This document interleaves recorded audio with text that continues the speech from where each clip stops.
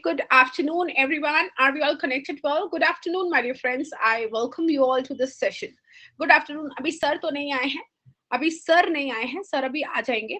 Before I welcome Amit sir, let me give you a quick brief, a quick idea about who Amit sir is. Well, आज का session आप सबके लिए बहुत interesting session होने वाला है. And I know as we are on the verge of now a cusp, हाँ, क्रॉस करना है सीसीड और अब हमें पहुंच जाना है एग्जीक्यूटिव लेवल पे. सो ये आप सबके लिए भी बहुत ज्यादा एंग्जाइटी से भरा हुआ पीरियड है और आपके बहुत सारे सवाल हैं. ढेरों सवाल रोज के रोज मेरे पास फोन पे आते हैं. रोज ढेरों सवाल टेलीग्राम पर भरे हुए हैं, व्हाट्सएप पर भरे हुए हैं. मैम ये कैसे करेंगे, वो कैसे करेंगे, हमारी प्रिपरेशन हम कैसे शुरू करेंगे, है ना. And I had committed to all my dear students कि भाई आपके एग्जाम के बाद रिजल्ट आने तक और उसके बाद भी हम आपको बहुत सारी चीजों से अवगत कराएंगे. बहुत सारे इंफॉर्मेशन इनपुट्स तक मैंने आप तक पहुंचाने का मैंने आपसे वादा किया था. ठीक है, सबको बुला लो आज तो. यस, सबको बुला लो आज तो. बहुत जरूरी सेशन है. So that's why I insisted sir कि सर आप एक थोड़ा 5 मिनट बाद आइएगा और मैं सबको तब तक जो है इन्फॉर्म कर दूंगी. स्टूडेंट्स को मैं बुला लूंगी कि भाई आप लोग सब आ जाइए यहाँ. आपके जो भी सवाल हैं आज एग्जीक्यूटिव लेवल से related, whatever questions you may have, CS course, executive syllabus, पहले क्या शुरू करना चाहिए, कैसे अप्रोच करना चाहिए, ठीक है. और हमें एक ग्रुप, दो ग्रुप और भी आपके जो क्वेश्चंस होंगे मैं वो भी ऐड कर देने वाली हूँ. हमारी CA की स्टडी, सॉरी हमारे जो BCom की स्टडीज है वो भी हम कैसे बैलेंस करेंगे, रेगुलर स्टूडेंट हूँ मैं कैसे बैलेंस करूँ. There are lots and lots of questions, ठीक है, that we all have in our minds and we can take it up one by one with Amit sir. ठीक है, अमित वोरा सर के बारे में मैं बताऊं भाई आपको. ही is a senior company secretary. काफी मतलब इनका जो है आप दबदबा देख सकते हैं ऐसे कि ही इज अ बिजनेसमैन. ठीक है, फर्स्ट थिंग सर जो है he is an eminent businessman. ठीक, और दूसरी जो चीजें हैं वो ये कि अमित वोरा एंड कंपनी जो है वो दिल्ली में, आप अगर हैं तो आप नाम जानते होंगे, नेशनल लेवल पर रिकॉग्नाइज्ड और काफी एक्चुअली काफी एमिनेंट फर्म जो है वो मानी जाती है. ठीक है, बहुत सुना है सर के बारे में. यस, ठीक. तो आप सबको न केवल यहाँ पर मैं बोलूँ, ना केवल आपको एक ऐसा प्रोफेशनल पर्सपेक्टिव मिलेगा अपने कोर्स के बारे में, बल्कि आपको directly from the horse's mouth ये भी जानने का मौका मिलेगा कि what a company secretary really does. ठीक है, 12 year industry experience, more than that. 12 you are underestimating. वो पढ़ाने का ही उनका एक्सपीरियंस 12 ईयर से ज्यादा का है. एग्जीक्यूटिव प्रोफेशनल लेवल पे he is a renowned faculty. और अपने बारे में आप सबको बता दूं भाई, you are very well, I am C Rachna Khare Srivastava. ठीक है, यहाँ पर अनअकैडमी पे आपके साथ एसोसिएटेड हूँ at CA foundation and CC level to teach you all business correspondence, reporting and business communication. इसके अलावा दोस्तों, I am a practising chartered accountant, have been in the industry now for over 2 decades. ठीक है, I am a partner director of a CA firm that is a well known CA firm of the Chhattisgarh state of India. ठीक, मेरी अपनी firm में 10 से ज्यादा company secretaries और interns हैं. ठीक है, more information you can Google, आप कर सकते हो. और स्टूडेंट काउंसलिंग में, ठीक है, स्टूडेंट काउंसलिंग में मेरा लंबा एक्सपीरियंस है और आपके साथ जो है कनेक्ट अभी का नहीं है. It is over several platforms and it dates back to many years. ठीक है, it now dates back to many many years ago. It's been more than decade and a half. ठीक, तो चलिए, अब मैं तो एकदम बढ़िया हूं. अब आप सबको ना I will take you through the slide. Sir का थोड़ा हम लोग वेट कर रहे हैं. सर को जस्ट एक मैसेज डाल देती हूँ कि सर आप आने की तैयारी कर सकते हैं. बचपन से जानते हैं. यस, आप जब आप लोग ना, मैं आपको बताती हूँ, ज्यादातर मैं I passed my CA exams in Jan 2003. ठीक है, Jan 2003 में मैंने अपने एग्जाम्स क्लियर किए थे. तो आप ना काफी सारे लोग 2003 और 4 में ही पैदा हुए होंगे. सो आपकी उम्र और मेरी प्रैक्टिस जो है ना वो सेम है. आपकी एज और मेरी प्रैक्टिस जो है वो ऑलमोस्ट सेम एज की है. ठीक है ना, ज्यादातर आप में से जो है ना जिनको पढ़ा रही हूँ मैं, तो 2003-4 वाले हैं ये. ठीक है ना. सो मेरी प्रैक्टिस स्टार्ट हुई थी मार्च 2003 में. जैन में मैंने पास किया एग्जाम. फिर मार्च 2003 में I was an associate member of the institute. ठीक है ना. तो ऐसे ही होता है भाई. फिर तो आपसे जो है नाता बहुत खास है. आपसे जो बॉन्ड है वो बहुत स्ट्रॉन्ग है, सॉलिड है. जितनी आपकी एज उतनी जो है मेरी प्रैक्टिस है. ठीक है, चलिए जी. अब इसी के साथ में सर को मैं फटाफट से बुला लेती हूँ और तुम सबको जो है मैं अपना एक छोटा सा यहाँ पर स्लाइड्स का इंट्रोडक्शन दे देती हूँ. Sir, we are ready, you can join in. Yes, okay. So now see, company secretary executive level पे आप सभी को वेलकम. मुझे पता है मेरे बैच के जितने स्टूडेंट्स हैं ना, I know that all of you are going to clear. ये मेरे को कॉन्फिडेंस है, ठीक है. एटलीस्ट जितने मेरे पास थे ना स्टूडेंट्स, मुझे नहीं पता आज यहाँ पर कितने हैं कितने नहीं हैं, but I know that all of you are going to clear the exams, क्योंकि हमारी तैयारी भी उसी लेवल की थी और पेपर भी काफी अच्छा कोऑपरेटिव स्टैंडर्ड पेपर आया था. नहीं, मेरे को आई नो दिस कि आप में से मेजॉरिटी क्या, मुझे तो उम्मीद है कि सारे के सारे जो है क्लियर करोगे. अब जब हमारा एक हफ्ता बचा है अभी रिजल्ट आने में, ठीक है, जब मुझे लगता है कि आपका एक हफ्ता बचा है रिजल्ट आने में, हमें ये सारी जानकारियां ना ले लेनी चाहिए. नेक्स्ट लेवल क्या, what is executive level, how it may look like. अभी तो फाउंडेशन, अभी तो सीसीट एंट्री लेवल पे थे, हम एंट्री लेवल पे थे तो सब कुछ चल गया, थोड़ी मस्ती भी कर ली, चल गया. सब्जेक्ट्स यही हमको ज्यादा लग रहे थे, थोड़ा बहुत इधर से पढ़ा, थोड़ा बहुत उधर से पढ़ा. कहीं मन लगा क्लासेस अटेंड की, कहीं मन लगा क्लासेस अटेंड नहीं की. कुछ सब्जेक्ट अपने आप किए, कुछ सब्जेक्ट की क्लासेस ले ली. बीकॉम भी साथ में चल रहा था, तो मैम आधा पढ़ पाए. अब मैम हो जाएगा क्या, 1 महीने में हो जाएगा क्या, 2 महीने में हो जाएगा क्या. यस यस यस, ठीक है, 1 महीने में हो जाएगा, 2 महीने में हो जाएगा. सीसीट के लिए हाँ, सीएस एग्जीक्यूटिव के लिए ना ना ना, ठीक है ना. एग्जीक्यूटिव लेवल के लिए ना ना ना, है ना, ना, ठीक है ना. तो ना, अब ये सर आएंगे और सर आपको सारी की सारी जो है जानकारी अब आगे देंगे कि आपके जो सवाल थे ना बेटा सीसीट लेवल पर खत्म हो गए. Now you are going to be a full-fledged professional student. The moment you enroll for this executive program ना, आप अपने आप को फील करने लगोगे, आप खुद को जो है एक कंपनी सेक्रेटरी के रूप में आप देखने लगोगे. अब होगी असल पढ़ाई, ठीक है ना, ये होगी आपकी असल पढ़ाई. अब तक तो आप एक एग्जाम के लिए जो है तैयारी कर रहे थे जिसने आपको एंट्री देनी थी, ठीक. अब इससे पहले कि बस हम लोग अमित सर आने वाले हैं, जुलाई अटेम्प्ट की फटाफट घोषणा कर दी जाए. भाई जुलाई का सीसीट स्टार्ट हो चुका है, जैसे इनको तैयार किया ना, अब जुलाई सीसीट की बारी है. मई 11 से स्टार्ट हो चुका है, मई 25 का दूसरा बैच हमारा आने की तैयारी है, ठीक है. अब ऐसा है, हाँ, नर्सरी क्लास जो है इससे निकल आया. एक्सीलेंट. चलो जी, अमित सर को वेलकम किया जाए.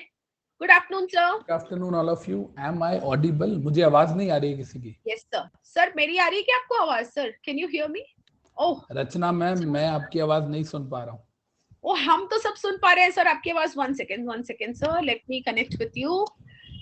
Sir we can hear you. 1 second, let me arrange for things. We can hear you perfectly. और मैं कुछ ऐसा अरेंज करती हूँ ताकि आपको भी सुनाई दे. तो सर मैं एक काम करती हूँ आपके साथ. Not Audible. Sir 1 second, let me call you sir. 1 second, let me call you.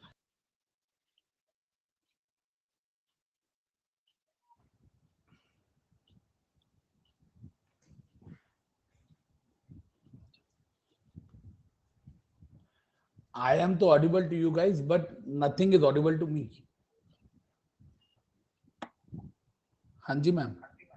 Sir ये ऐसा करना होगा, मैं एयरपोर्ट्स में कनेक्ट करती हूँ तो so that you can hear me and you can answer because you are audible to all of us. आप एयरपोर्ट पे कनेक्ट करोगे? अच्छा, ये फोन पे कह रहे हो? हाँ, ठीक है, तो उससे आपको एटलीस्ट आवाज आती है. कर दो. इसमें आप अरेंजमेंट कर लीजिएगा, इसमें ठीक है. आप कनेक्ट कर लीजिए सर. आप you can connect to airport तो ताकि मेरी आवाज का इको ना आए, बिकॉज़ हमको तो सुनाई दे रही है. 1 मिनट रुको. हाँ sir. Is it like no? अभी भी इको आ रही है? अब ठीक है? नहीं सर, अब फिट है. आपको मेरी आवाज आ रही है ना? यस, आ रही है. ओके, तो अब ये सेशन ठीक रहेगा.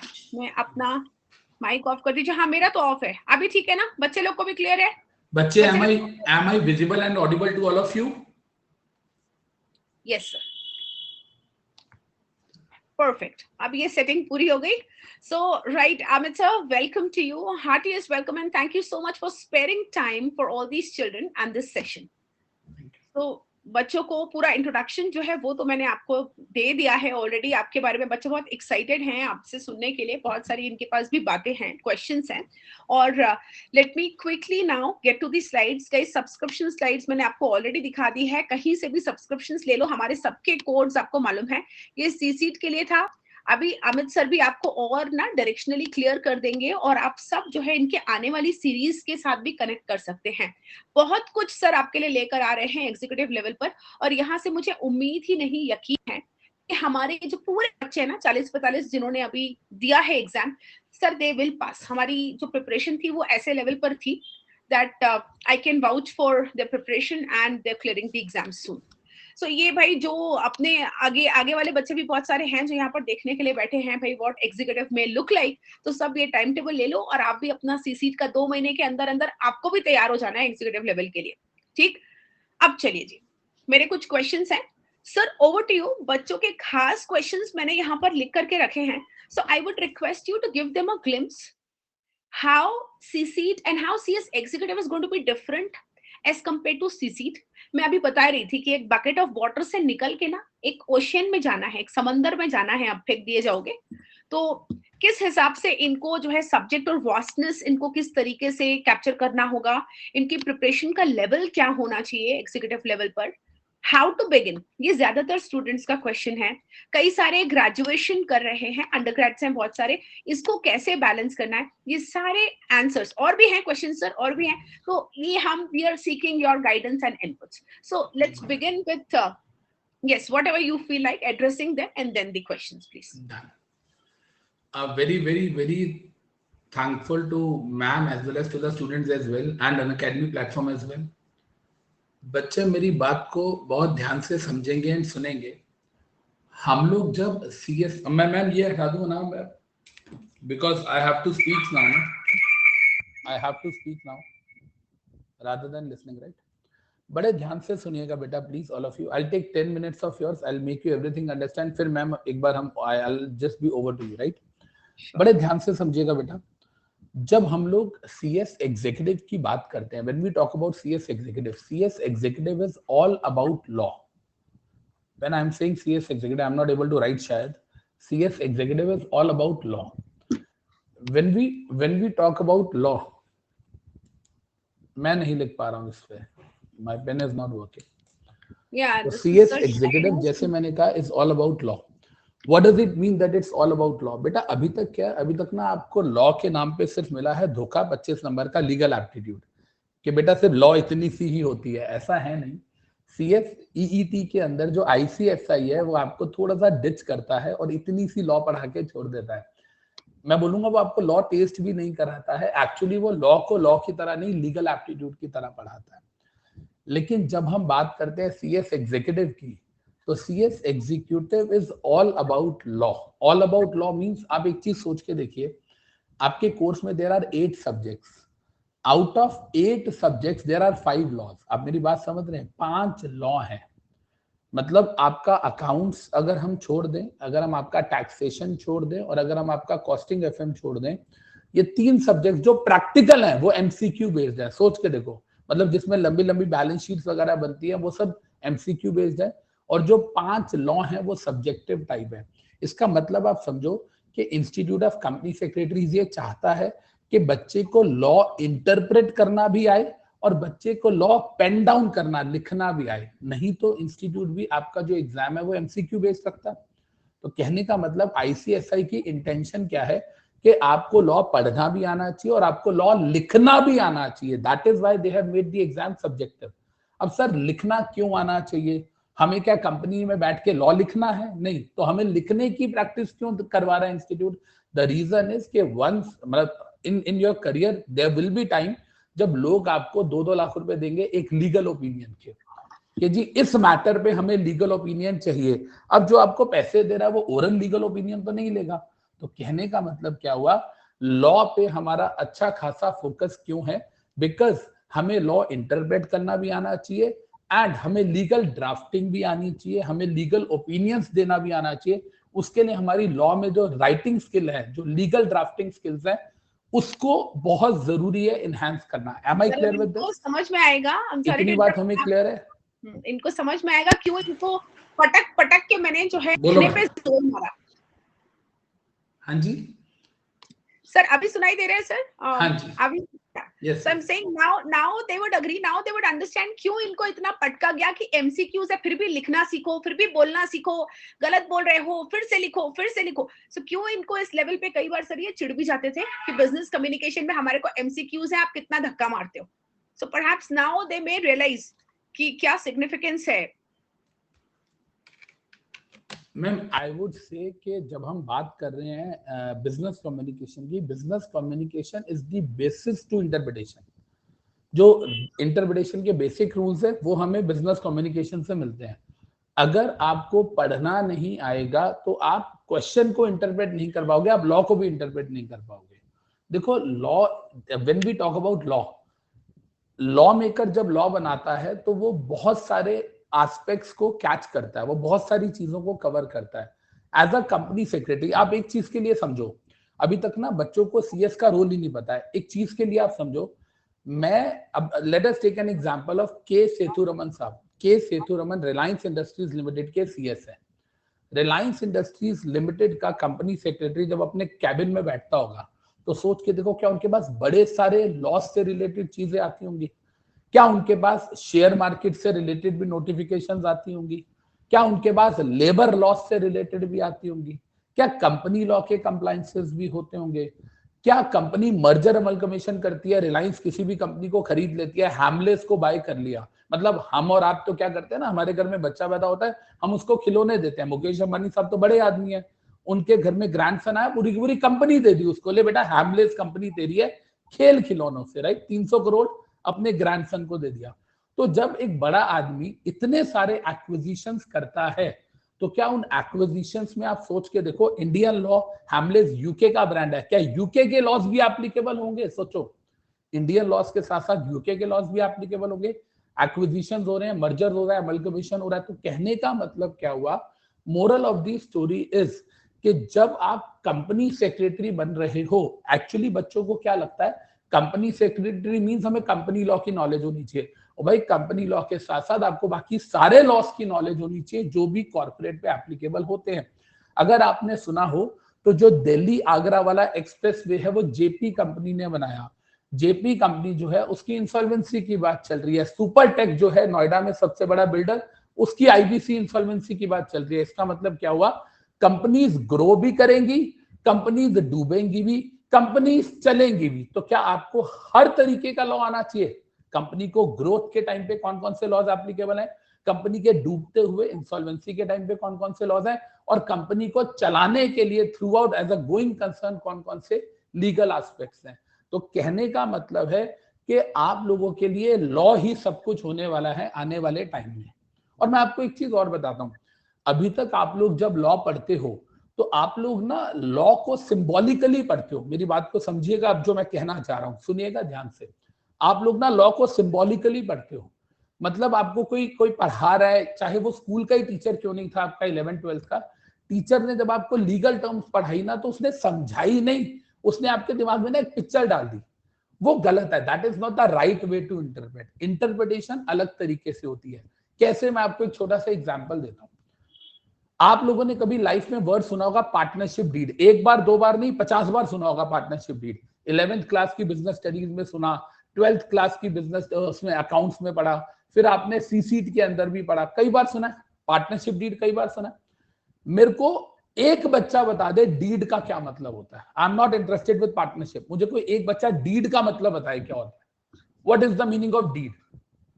अगर आपका इंटरव्यू, आप सीएस बन चुके हो, मैं आपसे इंटरव्यू ले रहा हूं और मैं आपसे पूछ रहा हूं कि डीड क्या होता है सब। अच्छा, मैं कई बार ऐसे प्रपोजल रचना मैम के सामने देता हूं, आप में से जो बच्चा डीड का ट्रू मीनिंग बताएगा ना, मैं उसको अपनी फर्म में इंटर्नशिप भी दूंगा, जॉब भी दूंगा, बताओ और मैं उसकी सीएस एग्जी की फीस भी पे करूंगा अपनी तरफ से।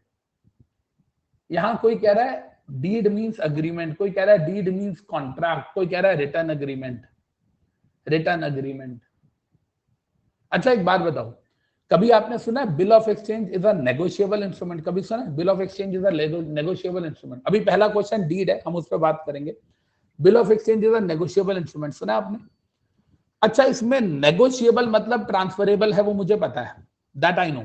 इंस्ट्रूमेंट का क्या मतलब होता है? What do we mean by the word instrument? Bill of exchange is a negotiable instrument, negotiable is transferable, उसको साइड करते हैं। इंस्ट्रूमेंट का क्या मतलब है? इंस्ट्रूमेंट का क्या मतलब है? Bill of exchange is a negotiable. मैं जैसे ही बोलता हूं नेगोशिएबल इंस्ट्रूमेंट, तुम्हारे दिमाग में ना 3 पिक्चर आ जाती हैं, bill of exchange, promissory note, cheque. वो गलत है। इंटरप्रिटेशन क्या है? इंस्ट्रूमेंट का मतलब क्या है? What do we mean by the word instrument? No idea. अच्छा चलो, एक चीज और पूछते हैं। अमित वोरा से रचना मैम ने कुछ माल उधार पे खरीदा। रचना मैम ने मेरे से ना कुछ गुड्स खरीदे उधार पे, क्रेडिट पे गुड्स खरीदे, तो मैं बिल ज्वाइन करूंगा, मतलब मैं बिल ड्रॉ करूंगा मैम पे, बिल ऑफ एक्सचेंज। मैम ने मेरे से गुड्स उधार पे लिए, तो मैंने बिल ड्रॉ किया मैम पे। अच्छा, मैम ने ना बिल को एक्सेप्ट नहीं किया, मैंने बिल बनाया इन पे, इन्होंने एक्सेप्ट नहीं किया, बिल ऑफ एक्सचेंज एक्सेप्ट ही नहीं किया सामने वाले ने। Is it valid? Is it valid? Bill of exchange इन्होंने एक्सेप्ट किया ही नहीं, इज इट वैलिड? सारे लोग कह रहे हैं नहीं सर, नहीं नहीं नहीं, वैलिड नहीं। 200% वैलिड है, 1000% वैलिड है, वैलिड है, exactly. It is valid. Clear नहीं, इनको सिर्फ अब आप बोलोगे सर कैसे वैलिड? भाई आपको किसी ने लॉ पढ़ना सिखाया नहीं, आपने लॉ ही नहीं पढ़ा कभी। आप एक बार मेरे से बात करते हुए अभी अपने मोबाइल पे जाइए गूगल पे, और गूगल पे जाके लिखिए bill of exchange section 5 of negotiable instrument act, लिखिए जरा, या बिल ऑफ एक्सचेंज की डेफिनेशन लिखिए। मैम हम यहाँ स्लाइड पे खोल सकते हैं क्या बिल ऑफ एक्सचेंज की डेफिनेशन? यहाँ पर नहीं, हाँ सर शायद बिल खोल ऑफ सकते एक्सचेंज की डेफिनेशन अगर हम स्लाइड पे खोल सकते हैं तो। स्लाइड शेयर हम शायद पता नहीं कर सकते हैं कि नहीं। नहीं, I don't think it is not possible here. Sahil कह रहा हमें तो यही बोला गया कि एक्सेप्ट नहीं हो तो वैलिड नहीं होगा। भाई मैं रिस्पॉन्सिबल नहीं हूं ना, आपको क्या बोला गया है? मैं तो रिस्पॉन्सिबल हूँ, लॉ क्या पढ़ाता है, कई बार बेटा लॉ आपकी क्या कई बोलता है, बार मैं ऐसा उसके लिए होता है रिस्पॉन्सिबल हूँ। ना, इंटरप्रिटेशन एक बार कई आप लोग बिल ऑफ एक्सचेंज की मैं निकालता हूँ डेफिनेशन। आप कर लो। नहीं, बच्चे खोलेंगे सर, यहाँ पे हमको स्क्रीन शेयरिंग अलाउड नहीं है इसके साथ। तो यही चीज मैं आपको समझाना चाह रहा हूँ कि अभी तक आपने क्या किया है, अभी तक ना आपने सिर्फ और सिर्फ चीजों को सिंबॉलिकली रटा है। ये आ गई डेफिनेशन, इधर देखो, एक बच्चे ने कमेंट में लिख दी, अब देखिएगा इधर, बिल ऑफ एक्सचेंज की डेफिनेशन इससे ज्यादा ऑथेंटिक सोर्स तो दुनिया में कोई नहीं हो सकता। हमारा कानून है नेगोशिएबल इंस्ट्रूमेंट एक्ट, उसमें सेक्शन 5 बात कर रहा है बिल ऑफ एक्सचेंज की। क्या कह रहा है देखो, bill of exchange is an instrument in writing. अभी तो खैर हमें इंस्ट्रूमेंट का मतलब ही नहीं पता, उस पर भी आएंगे। Instrument in writing containing N unconditional order. मैं रचना मैम पे एक अनकंडीशनल ऑर्डर ड्राफ्ट कर रहा हूं in writing, signed by maker, मैं, क्योंकि मेरे से इन्होंने उधार लिया है। डायरेक्टिंग अ सर्टेन पर्सन, मैं इन्हें डायरेक्ट कर रहा हूं टू पे a certain some of money, ये मुझे 1 लाख रुपए देंगे, और टू दी ऑर्डर, या मैं अगर किसी और को भेजूंगा मेरे बिहाफ पे तो ये उनको दे देंगे। क्या देंगे? और टू द बियरर, मतलब मेरे को या जिसको मैं बोलूंगा या जिसके भी पास वो इंस्ट्रूमेंट होगी, रचना मैम उसे पैसे दे देंगे। यहां कहां लिखा है कि एक्सेप्टेंस करना है? कहां लिखा है? इंटरप्रिटेशन बहुत इंपॉर्टेंट है ना, अभी हम लोग इंटरप्रिटेशन तक पहुंचे ही नहीं है कभी, so you have to reach that level. आप मुझे एक बार कॉल कर लो फिर से। हाँ सर जरूर, हाँ सर जरूर। आपकी आवाज नहीं आ रही है। हाँ अभी एक्चुअली हमारी आवाज जो है वो यहाँ से क्लोज हो गई। I have video call. Number you have dialled is currently.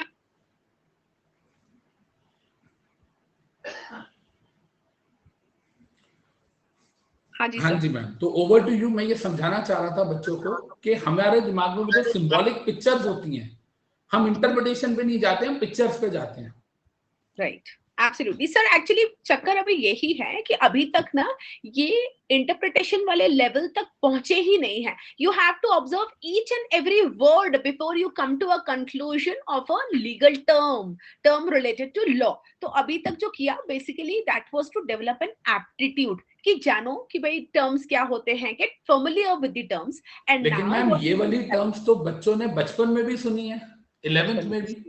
that is true sir. Actually I am not too sure about this, but ये है कि कहीं ना कहीं our system is to be blamed a little। और एक ये भी है ना, questioning capacity also has to be blamed।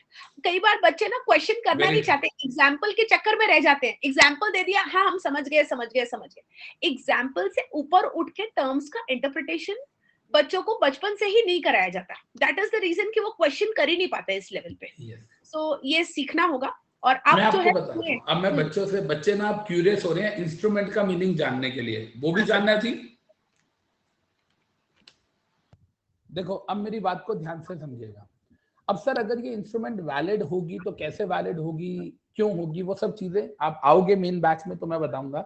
अब हम इंस्ट्रूमेंट की बात करते हैं. सुनिएगा ध्यान से, देखिए बड़े ध्यान से सुनिएगा. होता क्या है बच्चे, 3 तरीके के वर्ड्स हैं. मैं 3 वर्ड्स बता रहा हूं, आप लिखना चाहो तो लिख सकते हो. पहला वर्ड होता है डॉक्यूमेंट. 3 लीगल टर्म्स को याद रखिएगा, जिसमें पहली लीगल टर्म है डॉक्यूमेंट. लिख लो चाहे लिखना दो. डॉक्यूमेंट क्या होता है, इसके लिए 2 चीजें जरूरी है. पहली चीज, डॉक्यूमेंट के लिए पेपर होना जरूरी है. Document is equal to paper. Paper होना जरूरी है, प्लस उस पेपर पे कुछ रिटन होना जरूरी है, कुछ लिखा होना जरूरी है. तो अगर आपके पास कोई कागज है और उस कागज पे कुछ लिखा हुआ है तो वो डॉक्यूमेंट है. सिंपल. अगर आपके पास कोई पेपर है, उस पेपर पे कुछ लिखा हुआ है तो वो डॉक्यूमेंट है. मेरे बेटे ने पीछे वाली वॉल पे लिख दिया पापा I love you, that is not document, because that's not paper. आपकी जेब, आपकी पॉकेट में जो 100 का नोट है, 1000 का नोट है, 2000 का, 1000 का तो बंद हो गया, जो भी नोट है, what is that, that is document. आपके पास एयर टिकट है, दैट इज डॉक्यूमेंट. कोई प्लेन पेपर है, उस पर एक डॉट भी है ना, बिंदु भी डाला हुआ है, वो भी डॉक्यूमेंट है. Why that is document? आप लोगों ने अगर हॉलीडे मूवी देखी हो अक्षय कुमार की, तो उसको एक प्लेन पेपर मिलता है 12 डॉट्स के साथ. उसका भी वो मीनिंग निकाल लेता है कि 12 जगह पे बॉम्ब ब्लास्ट होने वाला है. तो डॉक्यूमेंट मतलब ऐसा कोई भी कागज जिसपे कुछ भी लिखा हुआ है, क्योंकि उससे मीनिंग निकल रहा है. तो डॉक्यूमेंट में 2 चीजें आ गई ना, पेपर प्लस पेपर पे कुछ लिखा हुआ. बच्चा कह रहा है सर मेरा admit card, yes it is a document, right. अब डॉक्यूमेंट में 2 चीजें हुई, पेपर प्लस रिटन. अब इसमें एक नया कैरेक्टरिस्टिक ऐड कर दो, दैट इज राइट और लाइबिलिटी. राइट और liability is the third element. अगर आपको राइट या लाइबिलिटी मिल जाए पैसे की, सिर्फ यहां राइट और लाइबिलिटी की बात हो रही है विद रिस्पेक्ट टू मनी. अगर मनी के रिस्पेक्ट में राइट और लाइबिलिटी है तो वो इंस्ट्रूमेंट हो जाएगा. सिंपल. अब आप सोच के देखो, हम कहते हैं cheque is a negotiable instrument, promissory note is a negotiable instrument, bill of exchange is a negotiable instrument. आप सोचो क्या वो कागज पे बनते हैं, पेपर पे? यस. आपने मुझे चेक दिया, क्या चेक एक पेपर है? क्या उस पेपर पे कुछ लिखा हुआ है? यस. और जो लिखा हुआ है क्या उससे राइट और लाइबिलिटी क्रिएट हो रही है? यस. तो इसका मतलब क्या हो गया कि वो इंस्ट्रूमेंट हो गया. Am I clear with this? Every document is not instrument, but every instrument is a document, because instrument जो है, हर वो डॉक्यूमेंट जो राइट और लाइबिलिटी क्रिएट करता है वो इंस्ट्रूमेंट हो जाएगा. तो moral of the story is कि अब आपको एक चीज समझ आई, कागज जिस पे कुछ लिखा हुआ है वो डॉक्यूमेंट है, लेकिन वही लिखा हुआ जब राइट और लाइबिलिटी क्रिएट कर देगा विद रिस्पेक्ट टू मनी, तो वो क्या हो जाएगा? इंस्ट्रूमेंट हो जाएगा. सिंपल. अब यहां पर बात आती है कि सर इंस्ट्रूमेंट हो गया, अब रह गया डीड. अब वो पार्टनरशिप डीड की बात कर रहे थे. अब ये जो 3 एलिमेंट्स हैं, पहला पेपर, दूसरा रिटन और तीसरा राइट और लाइबिलिटी, इन तीनों एलिमेंट्स में 2 एलिमेंट और ऐड कर दो. पहला, चौथा element, fourth element, signed by parties plus attested bye witnesses, गवाहों के साइन. पार्टीज के भी साइन हो जाए और गवाहों के भी साइन हो जाए. अगर ये दोनों चीजें हो गई तो वो डीड बन जाएगा. तो आई रिपीट, पहला एलिमेंट क्या है? देखो डॉक्यूमेंट में 2 एलिमेंट है, इंस्ट्रूमेंट में 3 एलिमेंट है और डीड में 5 है. मैं लिख नहीं पा रहा हूं, मेरे पास एक्सेस नहीं है लिखने का, नहीं तो मैं चार्ट बना देता. डॉक्यूमेंट में 2 एलिमेंट कौन से हैं? पेपर जिस पर कुछ लिखा हुआ है वो क्या है? डॉक्यूमेंट. उससे राइट और लाइबिलिटी पेमेंट के लिए अराइज होती है तो वो क्या है? इंस्ट्रूमेंट.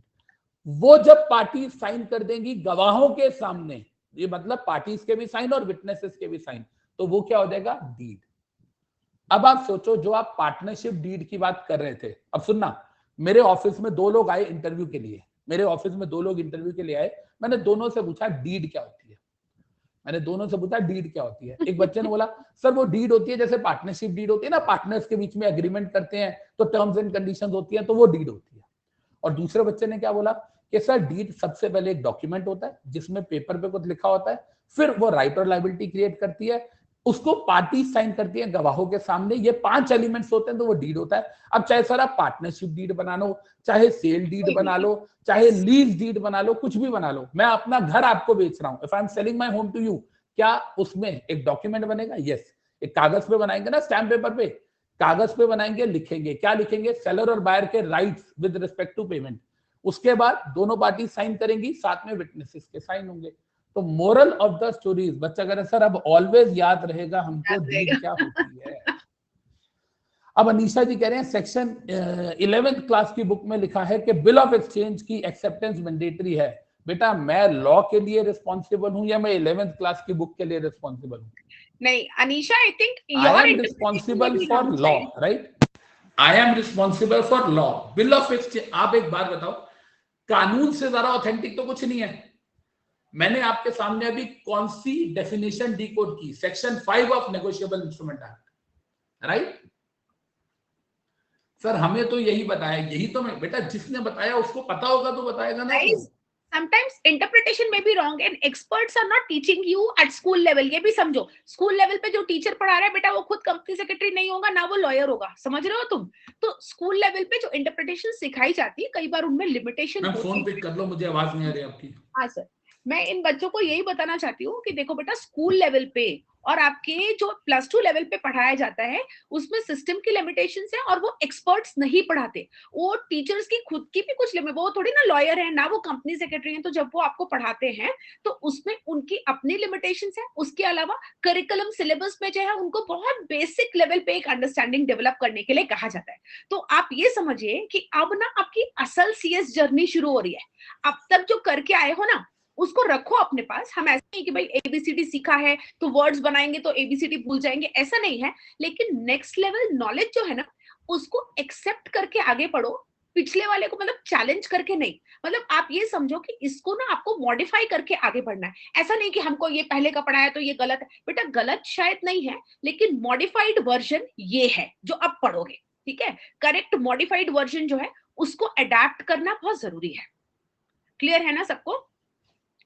बुक्स में लॉ के अकॉर्डिंग क्यों नहीं देते? देते हैं शायद बच्चों की अंडरस्टैंडिंग उस लेवल पे ना बन पाए। अनीशा बेटा 11th का बच्चा भी तो छोटा होता है ना, 15-16 साल का बच्चा शायद इस लेवल पे अंडरस्टैंडिंग नहीं ले पाए, शायद ना ग्रास्प कर पाए। इसीलिए एक एक करके क्यों नहीं आपको क्लास 1 2 3 में पढ़ा देते जो अभी हम सीसीट में पढ़ा रहे हैं, 11th 12th में पढ़ा रहे हैं। धीरे धीरे बढ़ता है ना, सब्जेक्ट तो वही होता है, चैप्टर भी वही होता है, हर लेवल पे हमारा नॉलेज बढ़ाया जाता है। तो अब आप आगे हो प्रोफेशनल बनने के एक स्टेप पहले, आप प्रोफेशनल के पहले आगे एग्जीक्यूटिव। हर जगह ICSI का सर बता देंगे, मॉड्यूल खोलो, CCET is entry level knowledge, executive is working knowledge and your professional level is expert knowledge. तो ये अब तुम समझ लो, ये वर्किंग नॉलेज अब आप सबको आना है ना? Okay.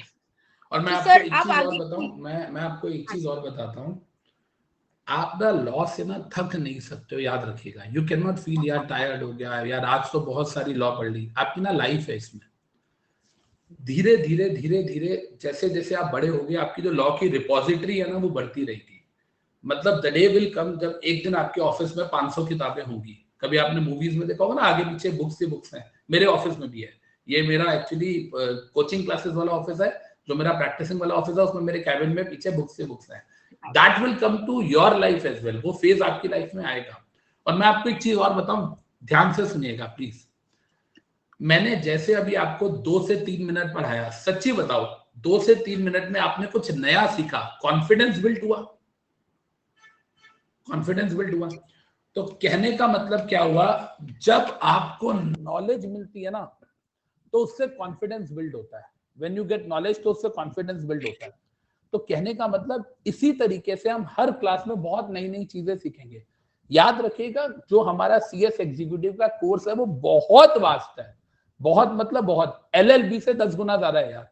LLB is nothing, LLB से 10 टाइम्स है, इतना ज्यादा कोर्स है। लेकिन जो 500 लॉ में आपको पढ़ाऊंगा उसमें ट्रस्ट में मैं हर ओवर में सिक्सर मारूंगा और आपको मजा आ गया यार, ये इंटरप्रिटेशन कहीं नहीं मिली। बट द थिंग इज आपको उसके लिए पेशेंटली बैठना है, आपको ना डेली क्लास अटेंड करनी है। साहिल कह रहा है सर आप क्या पढ़ाते हैं? सर मैं लॉ पढ़ाता हूँ, मैं सिर्फ लॉ पढ़ाता हूँ, उसके अलावा मुझे कुछ नहीं पता है। I only teach law.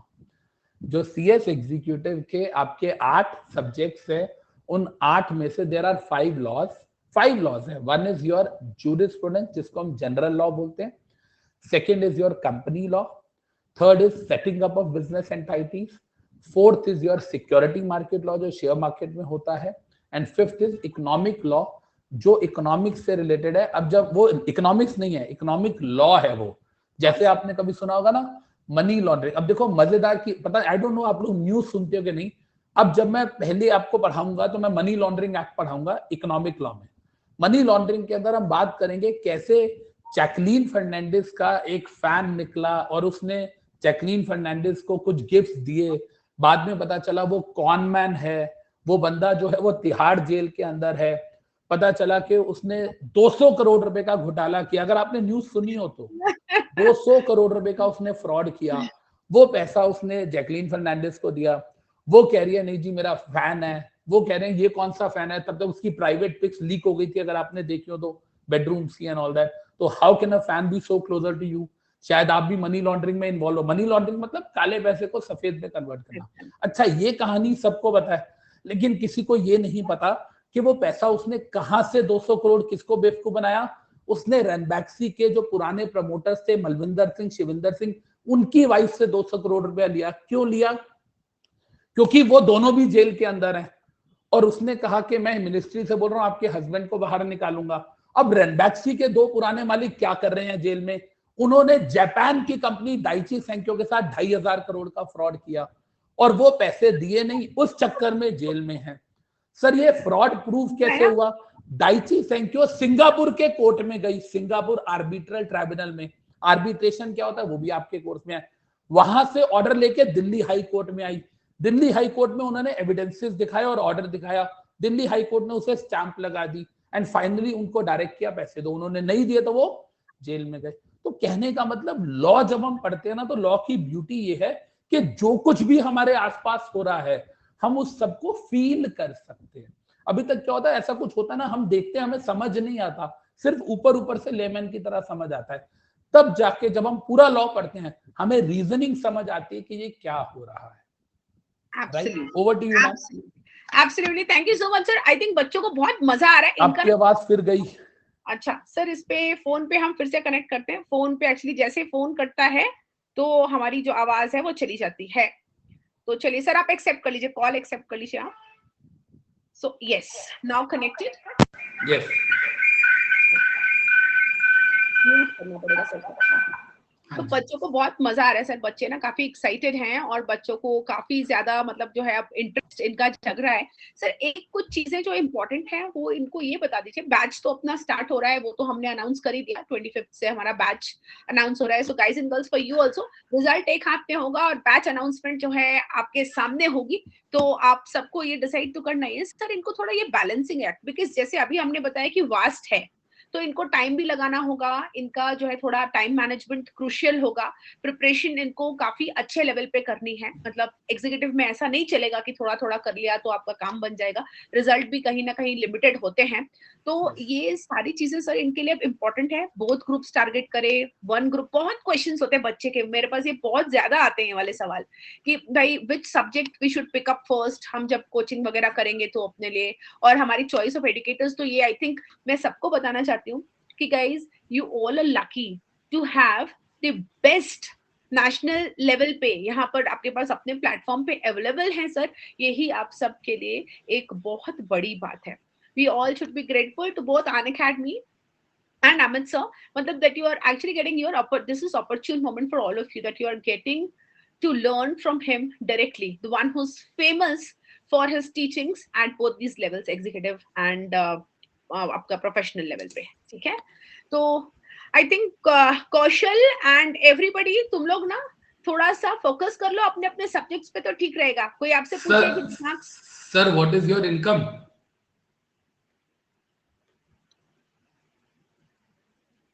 क्या आंसर सुनना चाहते हो? अच्छा जेन्युइनली बताऊं तो इतनी है कि मैं हर महीने एक मर्सिडीज खरीद सकता हूं। That's it. इस टॉपिक को यहीं क्लोज करते हैं। ठीक है, अंडरस्टूड। चलो, I think you all should rather more focus on how can, देखो सर की क्या इनकम, मैम क्या करते हैं का, इससे ज्यादा इम्पोर्टेंट है कि आप सब फोकस करें कि यार आपके लिए नेक्स्ट लेवल जो है how it should materialise for you, और बहुत जरूरी है सर। सर ये वाले क्वेश्चंस है, इनका जवाब जो है इंडिया में जो टॉप 5 कंपनी सेक्रेटरीज हैं उनकी इनकम लेवल पे जो टॉप 5 है उसमें मेरा नाम आता है। खुश खुश खुश। चलिए सर, इंटर्नशिप सिलेक्शंस और ये सब जो यंग एस्पिरेंट्स के लिए, मैं आप लोगों को बताता हूँ। देखिए, सबसे पहले आप लोग क्या करेंगे बेटा, ध्यान से सुनिएगा। फर्स्ट ऑफ ऑल आप लोग क्या करेंगे, आप लोग जब CS एग्जीक्यूटिव में ज्वाइन करेंगे तो आप लोग ना दोनों मॉड्यूल ज्वाइन करेंगे। You will join both the modules, दोनों मॉड्यूल्स ही ज्वाइन करेंगे, एक मॉड्यूल ज्वाइन नहीं करेंगे। इसका रीजन क्या है मैं आपको ये समझाता हूं। पहले तो कभी शायद आपने सुना है अपनी लाइफ में कि हम लोग प्रॉपर्टी बाय करते हैं। कभी आपके पास भी जब पैसे आएंगे, आप पैसे अर्न करेंगे, आपके पेरेंट्स आपने देखा होगा they buy flats, plots, land, property buy करते हैं। पहले हम प्रॉपर्टी बाय करते हैं, फिर हम उस पर स्टैंप ड्यूटी पे करते हैं सरकार को, और फिर हम उस पर रजिस्ट्री कराते हैं। हम सब रजिस्ट्रार के ऑफिस जाते हैं और हमारे फेवर में हम रजिस्ट्री कराते हैं कि सरकार के रिकॉर्ड में, गवर्नमेंट रिकॉर्ड्स में हमारा नाम आ जाए, that this property is registered in our name, we are the absolute owners of this property. But होता क्या है, सुनो, हमारा इंस्टीट्यूट क्या करता है, हमारे ICSI का ब्लंडर है तो हमारा ही, चाहे थोड़ा सा नालायक है लेकिन है हमारा ही, वैसे बहुत अच्छा इंस्टीट्यूट है। आपको ना मॉड्यूल 1 में पढ़ा देता है कि स्टैंप ड्यूटी कैसे देनी है, मॉड्यूल 1 में ही पढ़ा देता है रजिस्ट्री कैसे करानी है, लेकिन प्रॉपर्टी मॉड्यूल 2 में खरीदना सिखाता। मतलब समझ नहीं आया मुझे आज तक। जब 3 रिलेटेड लॉ हैं, when there are 3 laws, जिसमें पहला है प्रॉपर्टी खरीदो, दूसरा है स्टैंप ड्यूटी, तीसरा है registration. How can you teach stamp and registration before buying property? तो ये थोड़ा सा ब्लंडर है। इसी तरीके से एक बात बताता हूं, आप मॉड्यूल 1 में पढ़ते हो civil procedure code and criminal procedure code. Actually civil matter से रिलेटेड 2 कानून हैं इंडिया में, क्रिमिनल मैटर से रिलेटेड भी 2 कानून हैं। क्रिमिनल मैटर से रिलेटेड शायद आपने सुना होगा criminal procedure code and Indian penal code, IPC, अगर कभी आपने सुना हो, IPC की धारा अगर आपने 302 सुना हो कि हाँ जी 302 के हिसाब से टू बी अनटिल डेथ। तो क्रिमिनल में जो 2 लॉ हैं, IPC एंड CRPC, दोनों मॉड्यूल 1 में है, सही है। सिविल से रिलेटेड 2 लॉ हैं, civil procedure code and specific relief act. Civil procedure code and specific relief act, ये मॉड्यूल 1 में डाल दिया, civil procedure specific relief act module 2 में डाल दिया। क्या चाहता है इंस्टीट्यूट नहीं पता। तो कहने का मतलब मैं क्या बोलना चाह रहा हूं आपको, अगर आपने अपनी जो प्रिपरेशन है उसको इंटरलिंक करना है, जैसे अभी आपने देखा हमने कैसे चीजों को डीड से इंस्ट्रूमेंट और डॉक्यूमेंट पे कनेक्ट किया, कैसे मनी लॉन्ड्रिंग को हमने मर्जर अमलगमेशन सिंगापुर से कनेक्ट किया। तो अगर आपको कनेक्टिविटी चाहिए तो आपको 5 लॉ एक साथ पढ़ने पड़ेंगे। पहली बात समझ आ रही है? For connectivity it is very important कि आप दोनों ग्रुप्स को एक साथ लेके चलो, और दोनों ग्रुप्स को जब आप एक साथ लेके चलेंगे 5 लॉ में। अब यहाँ बात आती है, सर जब हम 5 लॉस को लेके चलेंगे तो 5 लॉ की क्लासेस हमारी होगी, फिर बाकी के सब्जेक्ट्स भी हम उसे कैसे हैंडल करेंगे। पहले हम क्या करेंगे, दोनों मॉड्यूल को शुरू करेंगे। दोनों मॉड्यूल, जब हम दोनों मॉड्यूल्स की कोचिंग शुरू करेंगे तो हम उसमें 5 लॉ, मॉड्यूल 1 के 3 लॉ और मॉड्यूल 2 के 2 लॉ, इन 5 लॉ को और एक टैक्स का सब्जेक्ट, इन 6 सब्जेक्ट्स की क्लासेस हम ज्वाइन करेंगे। अभी बाकी 2 सब्जेक्ट्स की नहीं करेंगे। दोबारा सुन लो ध्यान से, मेरे 5 लॉज और मॉड्यूल 1 में मेरे 3 लॉ हैं और एक टैक्स के सर पढ़ाते हैं जसप्रीत सर, वो चारों क्लासेस आप मॉड्यूल 1 में ज्वाइन करेंगे इमीडिएटली, और मॉड्यूल 2 में भी 2 लॉ में आप आना स्टार्ट हो जाएंगे। तो कहने से डे 1 से 6 सब्जेक्ट्स की जगह और 8 में से 6 सब्जेक्ट्स की प्रिपरेशन आपकी शुरू हो रही है। ये बात समझ आ रही है? 6 सब्जेक्ट्स की प्रिपरेशन आप एक साथ स्टार्ट करेंगे। जब आप 6 सब्जेक्ट्स की प्रिपरेशन करेंगे बेटा, तो उसके 1 से 1.5 आफ्टर 1 मंथ के बाद आपको समझ आ जाएगा कि what these laws are all about. उसके बाद आप उसमें कंफर्टेबल हो जाओगे, फिर आप बाकी के सब्जेक्ट साथ साथ लेंगे। अमित सर आप 5 लॉ पढ़ाओगे, टैक्स वाले सर भी पढ़ाएंगे, कितने घंटे की पढ़ाई होगी? बाकी कॉस्टिंग के सर भी पढ़ाएंगे। मैं पर डे सिर्फ 1 आवर की पर लॉ की क्लास लेता हूं, 1 घंटा रोज पर law, company law, SBC, GIGL, SLCM, EBCL, 5 classes आपकी 1 आवर की होंगी। टैक्स की क्लास आपकी 2 घंटे की होगी, 7 घंटे ही हो गया, मंडे टू फ्राइडे 7 आवर्स ये हो गया। 7 आवर्स तो डेली ये हो गया ना, 2 घंटे टास्क वाले सर लेंगे, 5 घंटे मेरी क्लास होंगी, 7 घंटे। तो पहले थोड़े दिन आप 7 घंटे पढ़ेंगे, फिर उसके बाद 1 महीने के बाद आप लोग बाकी सब्जेक्ट्स को भी स्टार्ट करेंगे। तो सर हमें टोटल कितना पढ़ना पड़ेगा? 10 आवर्स के लेक्चर्स एंड 4 आवर्स की सेल्फ स्टडी। 10 आवर्स के लेक्चर्स एंड 4 आवर्स की सेल्फ स्टडी। आगे 14 घंटे हम पढ़ पाएंगे, तो सीएस करनी है तो पढ़ना ही पड़ेगा। 14 मैंने कहा था। देखो दो चीजें हैं, या तो आप अपने आप को पुश कर सकते हो या आप अपने अटेम्प्ट को पुश कर सकते हो। आपने देखना है क्या करना है। और जहां तक रहता है सर हम मॉड्यूल 1 दें या मॉड्यूल 2 दें, चलो प्रिपरेशन तो देखो एक चीज समझो, दोनों सब्जेक्ट्स की प्रिपरेशन के लिए, दोनों सब्जेक्ट्स की कनेक्टिविटी के लिए, आप मतलब सारे लॉ की कनेक्टिविटी के लिए, बेटर अंडरस्टैंडिंग के लिए कोचिंग लेना तो सबकी एक साथ जरूरी है, ये समझ आ गया। लेकिन लेकिन लेकिन सर क्या एग्जाम भी दोनों के एक साथ देना जरूरी है? वो आप 4 मंथ्स के बाद डिसाइड करेंगे। आफ्टर 4 मंथ्स जब आप सितंबर में आ जाएंगे, 25 सितंबर होती है, 25th of September is the last date to file your examination form. उससे पहले आप डिसाइड करेंगे कि आपका लेवल क्या है, whether you are comfortable giving both the modules in December or you want to proceed with single module in December. Am I clear with this?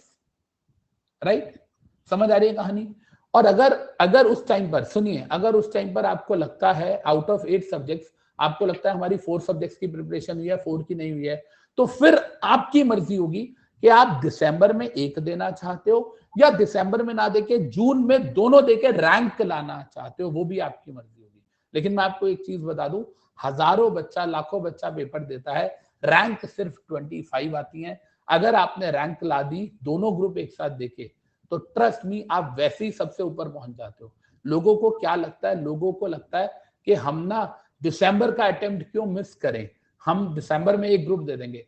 आप दिसंबर का अटेम्प्ट मिस नहीं कर रहे हो, आप जून में रैंक लाके वो लाखों लोगों के ऊपर आके जंप करके खड़े हो रहे हो, तो वो आप मिस नहीं कर रहे हो। वो आपके लिए बहुत जरूरी है if you want to outshine others, और rank is very very very important. समझ आ रही है बात? क्लियर है जी? हर बार 15 रैंक और 25 रैंक आती है जी। जून में कितनी रैंक आई थी? नहीं, हर बार 25 रैंक आती है। Over to you ma'am. हाँ सर, थोड़ा कनेक्ट कर लेते हैं हम लोग। और मैम फोन भी उठा लेना, उठा ही लेना। हाँ सर मैं कर ही रही हूँ। Thank you sir. I think काफी अच्छी यहाँ पर इंफॉर्मेशन मिल गई। सिर्फ 1-2 चीजें और हैं जिसके बाद हम क्लोज कर सकते हैं। बच्चों का कुछ ये है सर कहना इंटर्नशिप के बारे में, और बच्चे सारे सब्जेक्ट्स के बारे में थोड़ी सी जानकारी चाहते हैं। इसके बाद सर हम लोग इसको क्लोज कर सकते हैं। I think this was a great and a very enriching session for all these children who are looking forward to clear their CCT exams soon.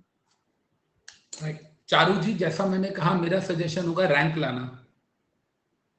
Guys ये बात बार बार समझो कि ना यहाँ पर आप सबकी अपने डिसीजंस और अपना अलग अलग रैंक नहीं आती है जी। इंस्टीट्यूट कभी भी अलग अलग रैंक नहीं देता है, रैंक हमेशा दोनों ग्रुप देने वालों की आती है। This I have already told you several times guys and girls कि देखो मिनिमम जब तुमको सीसीट लेवल पे मैंने 14 घंटे बोला था कि भाई आपको ग्रेजुएशन के साथ क्लासेस के साथ 10 to 14 आवर्स चाहिए, तो आप ये भी समझो कि आपको यहाँ पर ना एग्जीक्यूटिव लेवल में, प्रोफेशनल लेवल में हमेशा rank is always for both groups. ठीक है, क्लब्ड है ना, एक साथ देना होता है। और दूसरी चीज सर, इनको इंटर्नशिप का थोड़ा सा आइडिया दे दीजिए। What is internship? हाँ सर। बेटा बड़े ध्यान से देखिएगा, मैं आपको ना अभी इंटर्नशिप की बात बताता हूँ। आप ना अपने पॉइंट ऑफ व्यू से सोचिएगा, ठीक है? आप सीएस हो, मैं नहीं। You are a company secretary. Nandita ji कह रही है सर कितनी परसेंटेज लानी होती है रैंक के लिए? सबसे ज्यादा लानी होती है। हिंदुस्तान में टॉप 25 में आपका नाम आ जाए इतनी लानी पड़ती है। 60% प्लस। अब अगर बाकियों की 80% आई है, आपकी 79 भी नहीं चलेगी, और अगर बाकियों की 55 आई है, आपकी 54 भी चलेगी। सिंपल सी बात। 60 प्लस में जनरली आ जाता है। अच्छा, मैं यहाँ इंटर्नशिप को लेके क्लैरिटी कर दूं। मैम मैं आपकी आवाज नहीं सुन पा रहा हूँ, तो मैं 1 मिनट पहले इंटर्नशिप को लेके क्लैरिटी करता हूँ। ध्यान से सुनिएगा बेटा, हम इंटर्नशिप की बात कर रहे हैं। मैम बच्चे, मैं आप लोगों से बात कर रहा हूँ। आपका क्वेश्चन है सर इंटर्नशिप कब करनी चाहिए। अब आप ही से बात करते हैं। आप खुद कंपनी सेक्रेटरी हो एक कंपनी के अंदर, अगर आप एम्प्लॉयमेंट में हो तो आप कंपनी में सीएस हो, या दूसरी चीज आप अपनी प्रैक्टिस कर रहे हो, आप प्रैक्टिसिंग सीएस हो, आपके इंडिपेंडेंट क्लाइंट्स हैं जैसे मेरे हैं। मैं और रचना मैम प्रैक्टिस करते हैं, we are not in employment, right? Employment में होते तो आपको पढ़ाने का मौका नहीं मिलता हमें। तो अब आप सीएस हो, आपको अपने अंडर एक इंटर्न रखना है, ठीक है? एक इंटर्न है जो एग्जीक्यूटिव क्लियर करके आया है इंटरव्यू देने के लिए, एक इंटर्न है जो प्रोफेशनल क्लियर करके आया है इंटरव्यू देने के लिए। दो ऑप्शन है आपके पास, एक्जी वाला क्लियर भी और प्रोफेशनल वाला क्लियर भी। जो प्रोफेशनल वाला है वो एडवांस लेवल का पढ़ चुका है, और जो प्रोफेशनल वाला है उसको इंटर्नशिप की आपसे ज्यादा जरूरत है क्योंकि आगे उसकी पढ़ाई नहीं है। और जो प्रोफेशनल वाला है वो छुट्टी भी नहीं मांगेगा, सर मेरे पेपर आ रहे हैं, सर मेरी कोचिंग है, सर मैं सैटरडे नहीं आऊंगा, सर अब मुझे 1 महीने की छुट्टी चाहिए। आप बताओ आप किसको प्रेफरेंस दोगे इंटर्नशिप में, एक्जी वाले को या प्रोफेशनल वाले को? तो जब आप प्रोफेशनल वाले को दोगे तो इसका मतलब क्या हुआ? इसका मतलब तो यही हुआ ना कि बाकी लोग भी क्या करते होंगे, बाकी लोग भी प्रोफेशनल वाले को देते होंगे। मेरे पास कल ही आपके बैच में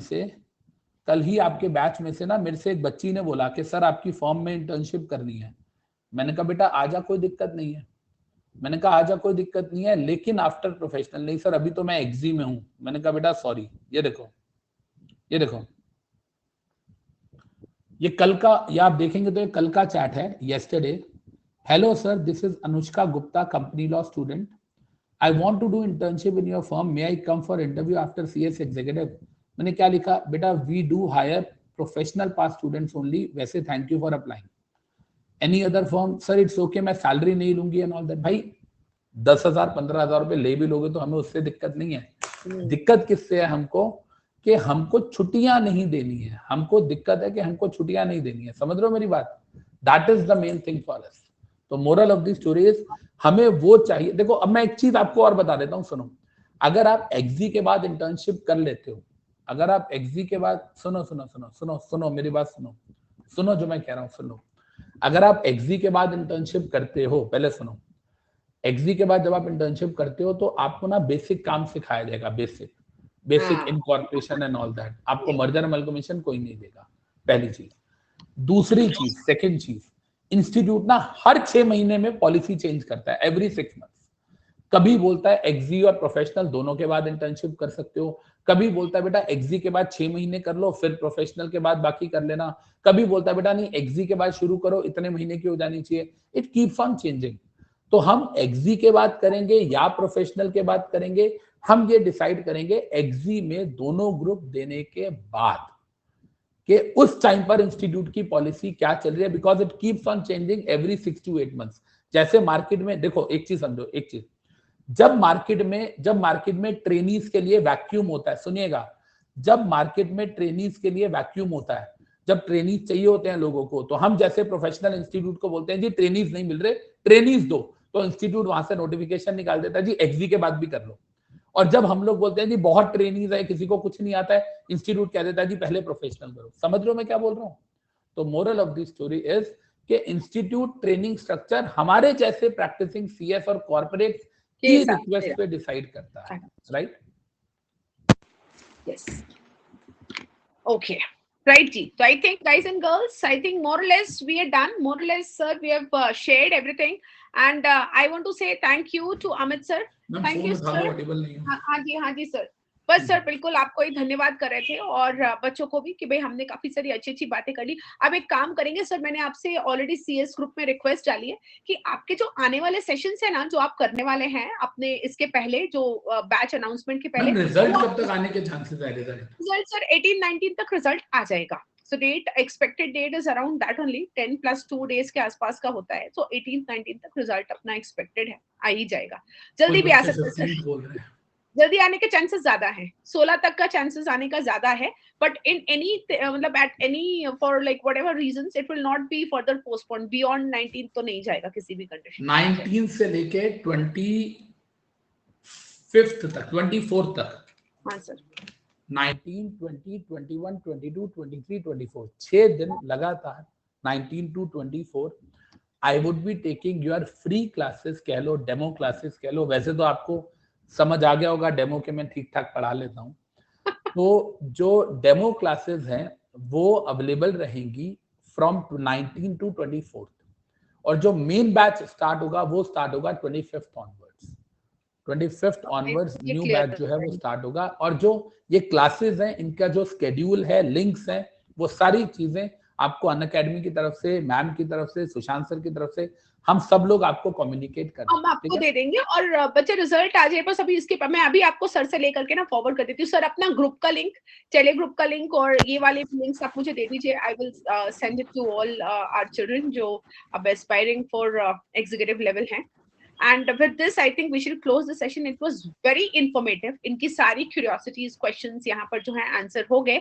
और जो further questions हैं वो आप सर के साथ group पे take up कर सकते हैं। We have a limitation of time, so we must close this session. Amit sir, thank you so much. I heartily thank you on behalf of all the children, and I'm grateful to you that you spared time for us और अपनी बहुत सारी जानकारी हमें यहाँ पर दे दी। Thank you so much. Thank you, ma'am. My pleasure. Thank you. Good day to you. Bye bye, children. Take care, everyone. Bye bye.